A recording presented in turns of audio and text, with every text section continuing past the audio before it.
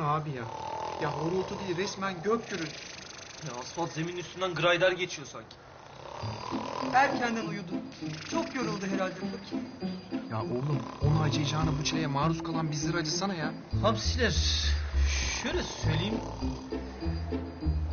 Yan dönay.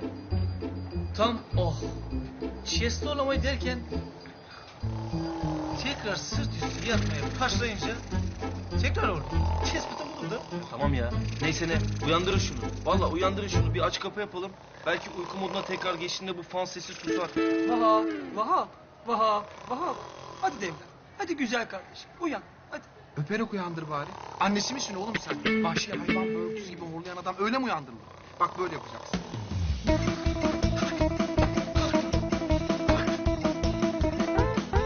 Ne oluyor ya? Deprem mi oluyor?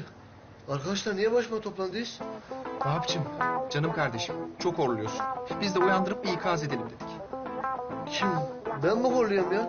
Ben hayatta horlamam abi. Horluyorsam da hor görmeyin galiba ya.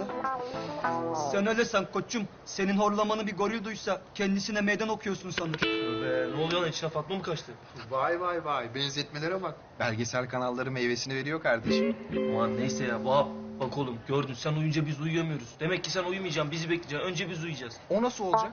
Adam 9 dedim mi uyuyor abicim. Sabah 5'te kalkıyor. Biz uyanmadan giyinmiş, içtimasını yapmış, tıraşını olmuş oluyor. Ha bir de utanmasa biz uyanmadan dersleri de bitirecek. Hamsiler, ben yattım. İyi geceler. Hadi ben de yattım, iyi geceler. Horlama kardeşim. Tamam, hadi. Vahap, sen uyursan herkes ölür.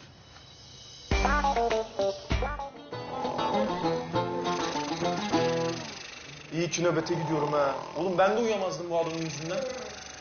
Ne dedin? Ne dedin? İyi orlamanı bekleriz size.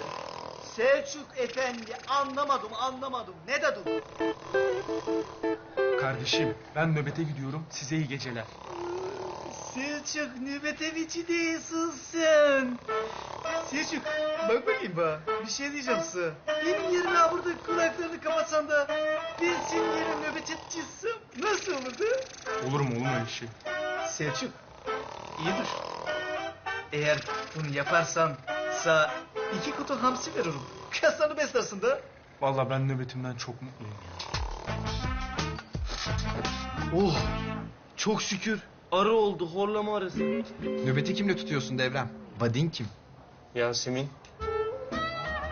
Yasemin mi? Nöbetimden memnunumun altını kazıyınca Yasemin çıktı. Tabii memnun olursun oğlum. Oğlum böyle garip fikirlerinizi nöbete karıştırmayın bari. Benim en korktuğum şey nöbette sancak çaldırmak. Dikkat et Selçuk, sancağa sahip çık. Senin korkmadığın bir şey mi var kardeşim? Ha? Bir düşüneyim bakayım. Yok çok şükür. Merak etme sen. Hadi iyi geceler.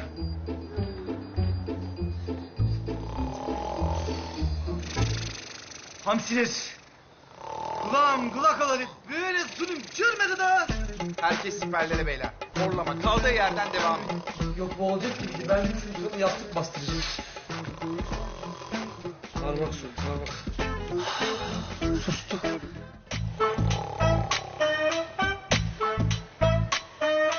Ya oğlum bu herif yine bizden önce uyudu ya. Ya adam motoru çalıştırdı mı? Sıfırdan 100'ü 2 saniye. Of sorma. Bir top atsan uyan. Ya hamsiler, bu vapı tutmaktan koş nöbeti değil. Vap nöbet oldu da. Ya bu okul bu abla bitmez arkadaş. Acaba tayin mi istesem? Öğrenci tayin diye bir şey yok ki devre. Anca evet tayin olur. Ne oluyor be? Uykumu tutmadı. Ya sorma Şakir abi ya. Uykumuza Vahap kuru gır girdi. Adam uyutmuyor bizi. Şakir abi, bu gözünü sevdiğim öyle bir horlu ki. Yani bize bir türlü rahat vermedi de. Ben sana hatta durumu şöyle anlatayım. Şimdi Trabzon'a deplasmana gelen takımları uyutmamak için yaptığımız cürültü kadar cürültü yaparız. Ama bu herif yine uyanmıyor da tam bir kış uykusu. Derdiniz bu mu ya? Ya işin kolayı ver. Tırsak.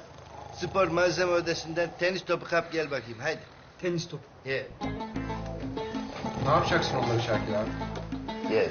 Tenis topu gelince ne yapacağım görürsünüz. İlginç. Ne yapacağız tenis topunu Şakir abi? Tenis toplu pijama yapacağız. Yahu adam uykusunda tenis mi oynayacak? Gece rüyasında servis mi atacak? Novak Djokovic değil ki bu. Ahan da bizim Kekova. Uzatma tırsak, uzatma. Yardım edin, çevir.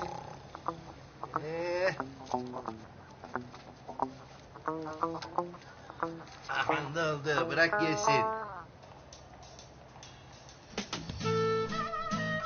Aa. Hay 1000 gigabayt. Harbiden işe yaradı ha. Devrelerim yandı devrem. Nasıl bir icat?